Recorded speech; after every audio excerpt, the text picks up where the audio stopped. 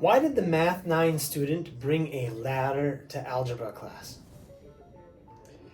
Because they heard that polynomials were getting higher degree.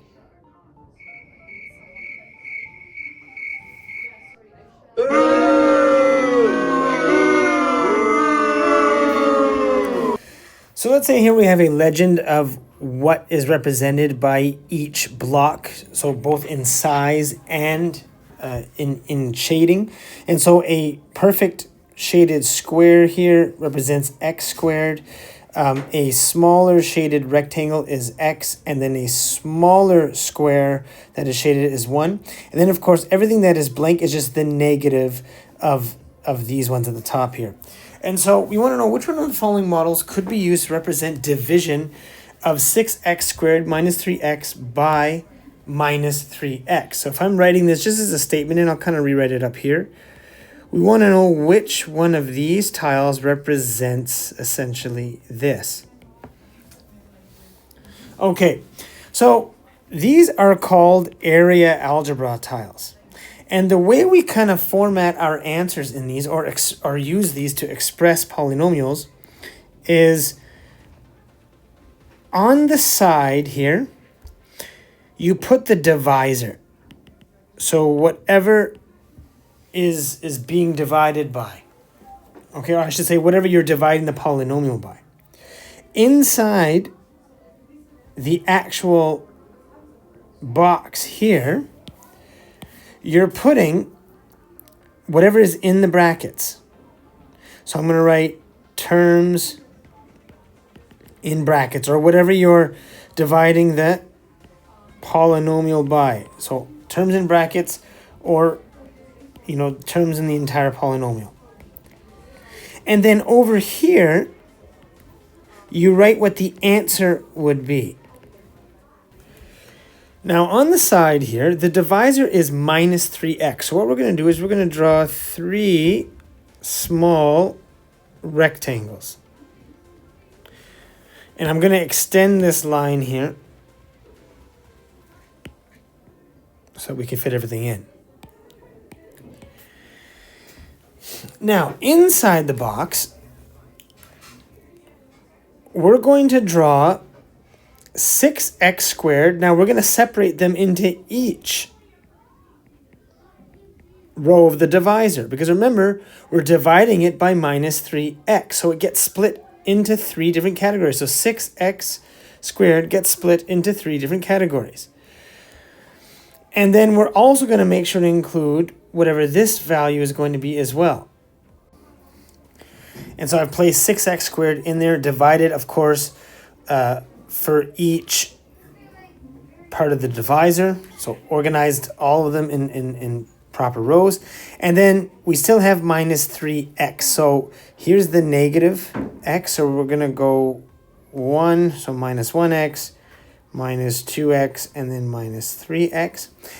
And then the answer is going to go at the top. Now we're actually going to do this up here. So imagine that I go 6x squared, and the rule is that whenever you divide an entire polynomial by a monomial, like a minus 3x, this applies to every term in the polynomial. So 6x squared divided by minus 3x, and then we'd have minus 3x divided by, minus 3x.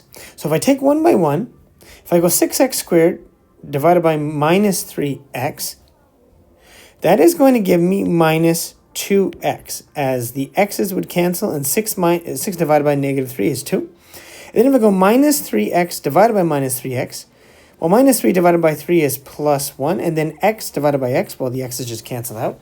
So my answer is going to be minus 2x. So using these tiles here, I'm going to communicate that answer right at the top.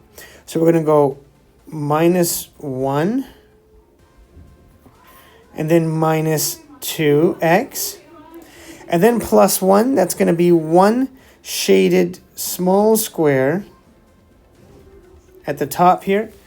And so after I've done this and I've built my area polynomial expression here, my area tile, I look and see which one, and this is the one that matches closest to what I've drawn here.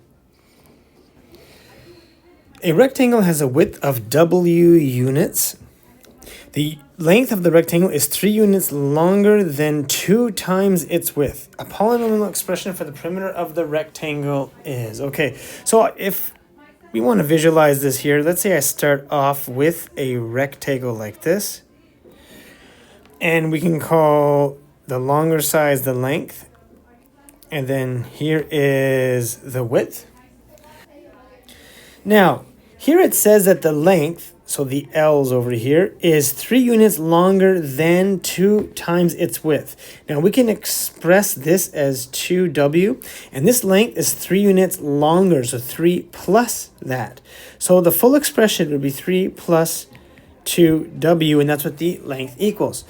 So now the perimeter is equal to 2 multiplied by the length plus the width, because there are 2 lengths and 2 widths, as we can see from the diagram. So when I substitute, instead of writing L, I substitute 3 plus 2W, and I kind of put that in another set of brackets, plus W, and I expand these here, and I collect like terms. So I'm going to go P is equal to 2 times, we got 2W plus W, which are like terms, would give us 3W. Now I'm going to bring this up here, and we're going to FOIL it. That'll be P is equal to 2 times 3, which is going to equal 6. So what I'm doing right now is we're just FOILing out this final expression here. So that is going to be 6 plus 6W.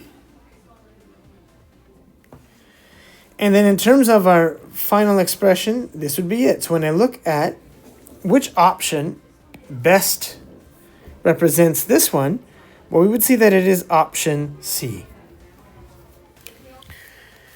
So for this question here, where we want to simplify this polynomial expression so that we can figure out, once everything's combined, what the coefficient, which is the number in front of the xy term is, we got to understand how this is written. So it looks like everything here is being divided by 3x, but that is not the case. Okay, so we wouldn't combine these first and then divide, and that's simply because you have to consider bed mass when you're doing these things, which means that this division comes first. So we would have to rewrite it, and I find it's helpful to go 4 minus 6y plus 5z times negative 2x plus, and then this is the part where it's going to be bracket 9x squared minus 12x squared minus 18x squared z, and all of that is over 3x. And this is important because now I would simplify this equation on the right first, and then proceed to combine it with the first term on the left. So these x's all cancel,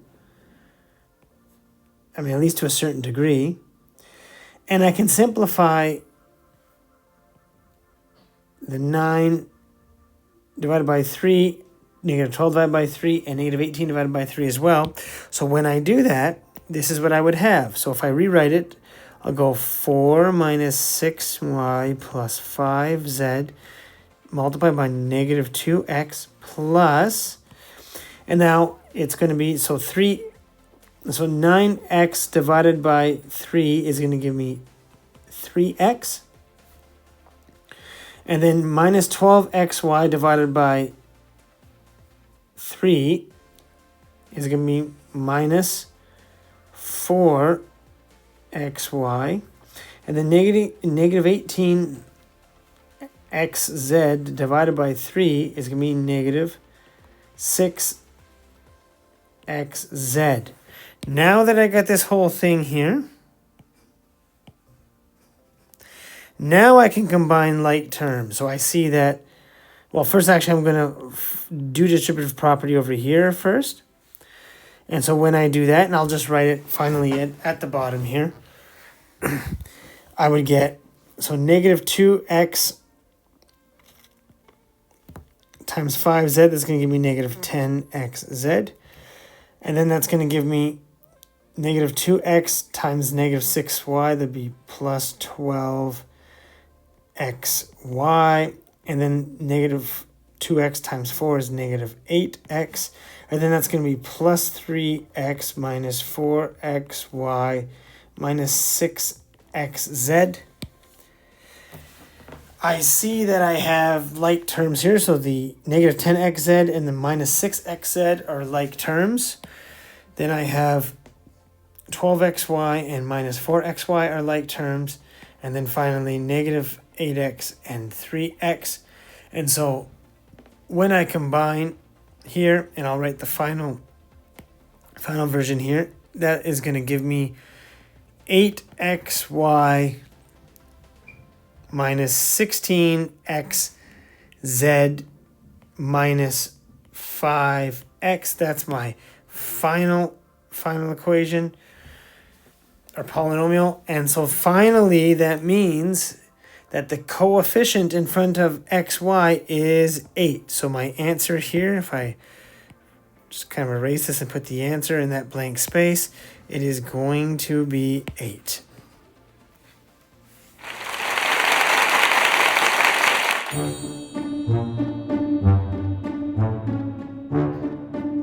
Okay, one more. Why did the constant break up with the polynomial? Because it felt like it just wasn't changing anything in the relationship.